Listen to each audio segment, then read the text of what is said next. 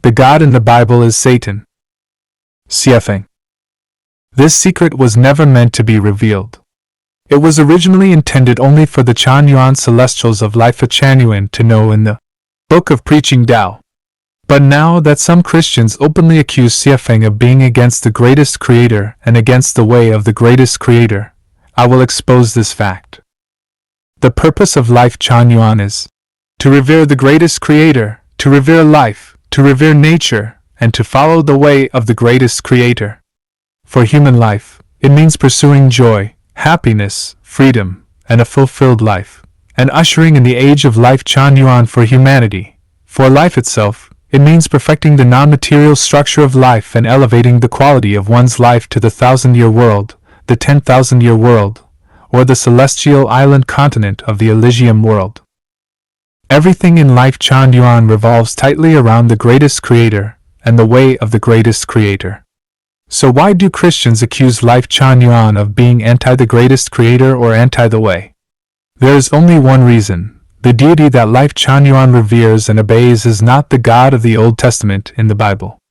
Instead, it is the greatest creator who possesses 8 major characteristics: unique, formless, neutral, ineffable, no concrete image, just, merciful, superpowered, and wise. The God of the Old Testament in the Bible does not possess those 8 characteristics. A few examples follow. The Old Testament God says, "Let us make man in our image, after our likeness." This shows that this God is not unique but plural. He says, "we," not "I." It also shows these gods are embodied. They have human-like shape and likeness. The greatest creator has no sex, either male nor female, but the God of the Old Testament is depicted as male. The greatest creator is ineffable. He has no concrete image. His will is manifested through the operation of the way and through the myriad forms of matter and antimatter, and their changes. To know the greatest creator and understand his will, one must attain revelation by spiritual intuition. The greatest creator does not directly speak to anyone in audible voice. Yet the God of the Old Testament often speaks directly to people audibly, which contradicts the idea of the greatest creator being ineffable. The greatest creator is just. But the Old Testament God brought the 10 plagues on Egypt for the sake of Israel, which is not just. The Old Testament God, for the sake of Israel, killed all the firstborn of Egypt, firstborn people and firstborn animals alike, even the firstborn of household servants, showing neither justice nor mercy. Therefore the Old Testament God lacks mercy. The act of expelling Adam and Eve from Eden after they betrayed him demonstrates that the Old Testament God is neither supremely omnipotent nor supremely wise, yet he is quick to punish and avenge. Woman being formed from man's rib permanently establishes inequality between men and women, consigning countless women to subordinate status. This is neither fair, just, nor merciful. Questions of historicity and chronology. According to the Bible, after creation there were only Adam and Eve and their 2 sons, Cain and Abel. Cain, out of jealousy, killed Abel and was exiled to the land of exile east of Eden. Yet he later had a wife and fathered Enoch. Where did Cain's wife come from? If she was a daughter of Adam and Eve, then incest occurred.